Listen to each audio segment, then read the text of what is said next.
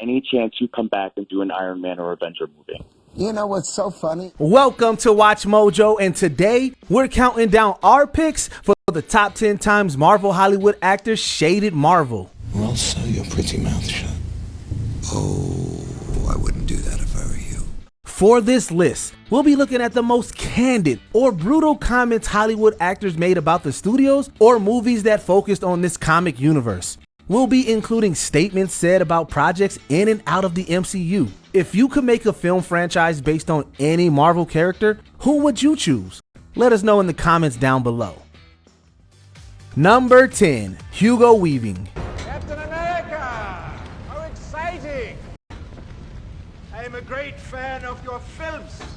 Hugo Weaving was already a sci-fi acting legend thanks to his villainous role in the Matrix franchise. So hearing he would play Red Skull in multiple MCU films was great news. But there were several reasons the legend didn't get red in the face again. In an interview, Weaving stated the company wasn't willing to pay him the money he was promised to return. You are failing!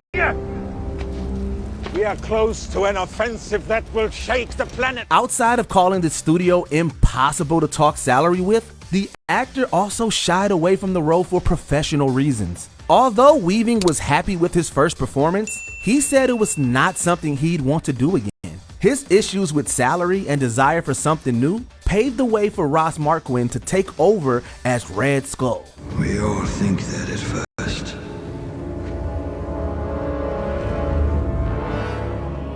We are all wrong.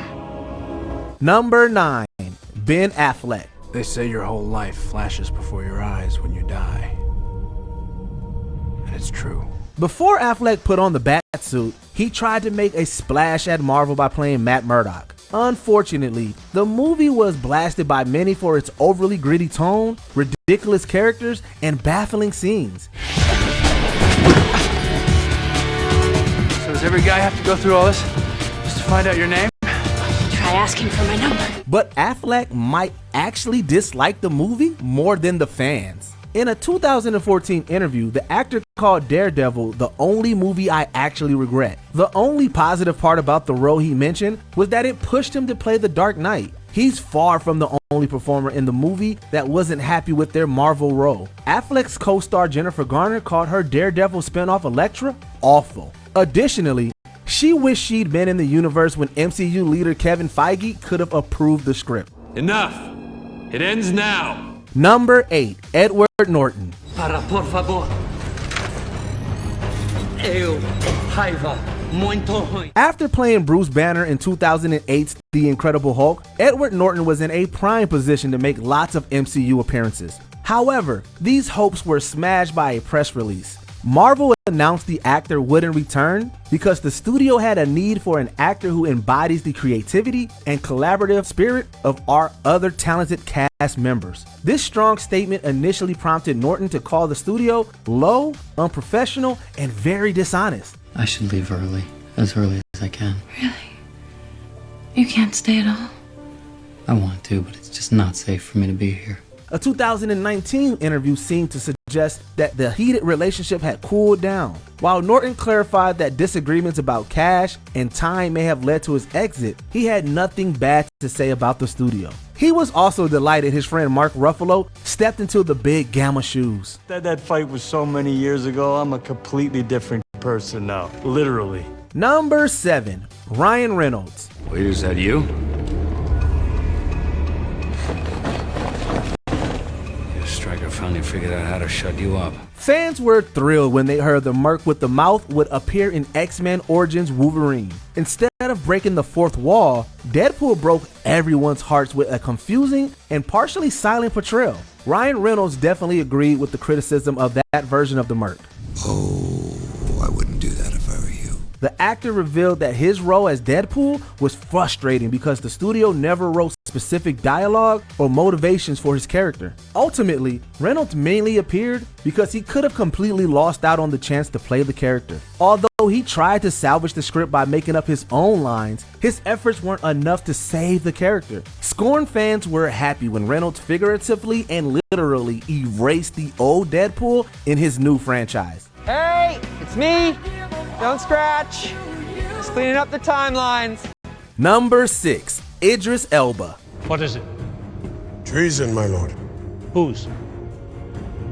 Mine. As soon as he finished playing the lead in Mandela, Long Walk to Freedom, Idris Elba had to jump right back into playing Heimdall in Thor the Dark World reshoots. This drastic switch between the two very different roles wasn't easy for the actor. Although Elba attempted to get around his obligation, contracts required him to be there. We face an enemy that is invisible even to me. What use is a guardian such as that? He later said that it ripped his heart out to do stunts with an elaborate costume and makeup so soon after playing Mandela. Elba's negative comments didn't seem to bode well for his future as Heimdall. However, he returned to his role 4 times in 7 years. Something about the role likely motivated Elba to see past his bad feelings towards the second Thor's reshoots. Heimdall? I see you're dead now. Yeah. Thank you for looking after my son. Number 5. Chloe Bennett. And, thanks for the spaceship. Yeah. Don't mention it. One of the most exciting aspects of Agents of S.H.I.E.L.D. in its early days was the promise that its overall story would be closely connected to the events of the MCU films. However, fans and S.H.I.E.L.D. actress Chloe Bennett noticed the number of connections between the movies and series decrease as time went on. We're in this together. We need to join forces. During one tongue-in-cheek Q&A, she said that Marvel didn't seem to care what happened on the show. Bennett also called Agents of S.H.I.E.L.D. the black sheep of the MCU in another candid interview. The fact that game-changing events like the snap barely made a blip on the show's radar added fuel to the actress's claims. The end justifies the means, right? The only people who say that are the people doing bad things. Number 4. Mickey Rourke. If you can make God bleed, then people will cease to believe in him. And there will be blood in the water. Mickey Rourke went the extra mile to hone his accent and mannerisms to play Ivan Vanko in 2010's Iron Man 2. Despite his work, his villain was seen as one of the most underdeveloped big bads in the franchise. Rourke later stated that his writer and director supported the actor's desire for a layered approach to the character. And now, like all guilty men, you try to rewrite your own history. And you forget all the lives the Stark family has destroyed.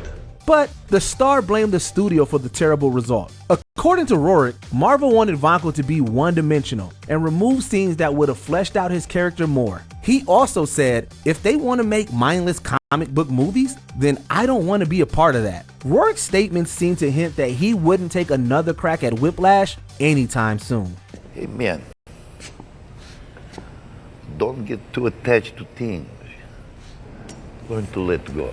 Number 3. Christopher Eccleston. Your world and your family will be extinguished! The often outspoken Christopher Eccleston certainly didn't mince words about his role as Malekith in 2013's Thor the Dark World. Before he even got on set, he was upset about the extensive makeup process that turned him into an evil dark elf. Outside of calling the studio dishonest about the process, he also expressed his issues with the role itself. Stand down, creature, and you may still survive this. I have survived worse, woman. Eccleston said the movie lacked humor, and that working on it basically felt like he was being held at gunpoint. Most critics and fans shared his negative feelings, and blasted the second Thor film for its flat characters and confusing plot. Needn't have come so far, Asgardian.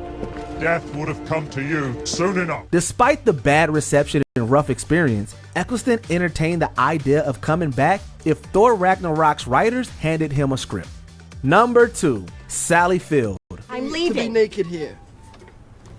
Morning, I love you. Sony's amazing Spider-Man franchise was stacked with plenty of top-notch acting talent. Two-time Oscar winner Sally Field was especially great as the iconic Aunt May. Unfortunately, she didn't seem to like the part that much. When interviewed on The Howard Stern Show, she fully expressed her true feelings about May. Me, your stupid, non-scientific aunt, who doesn't know how to make ends meet, who has to take nursing classes with 22-year-old kids so I can pay for you to go to college. Phil stated that she initially only took the role as a favor to a late producer friend who worked on The Amazing Spider-Man. Once in the franchise, she found it difficult to bring any nuance to the character. Phil went as far as to say, you can't put 10 pounds of manure in a 5-pound bag. And she didn't say manure. While Phil didn't really care for her role, she did praise Garfield's performance. Oh, I am so proud of you. You earned it. Sweetheart, I'm so proud of you. Before we continue, be sure to subscribe to our channel and ring the bell to get notified about our latest videos. You have the option to be notified for occasional videos or all of them. If you're on your phone, make sure you go into your settings and switch on notifications. Number 1. Terrence Howard. Any chance you come back and do an Iron Man or Avenger movie? You know what's so funny? Before 2008's Iron Man ended, it was extremely obvious that Terrence Howard's Rhodey would take flight as a superhero in the next movie. But he was quickly grounded before he could appear in any follow-up films. According to reports, Marvel offered less money than they had previously promised for Howard's next appearance. The actor has since called out the studio for going back on their word and not following through. Howard has also claimed that although he could lead multiple successful Marvel movies as Rhodey, he's very unlikely to come back. I think they could have a huge franchise off of it, but The actor's very public exit and multiple comments constantly keep him in conversations about Marvel recastings. It's unlikely anyone will forget that he was the original choice for War Machine. Hey, buddy. Didn't expect to see you here. Look, it's me. I'm here to deal with it. Let's move on. Did you enjoy this video? Check out these other clips from WatchMojo. And be sure to subscribe and ring the bell to be notified about our latest videos.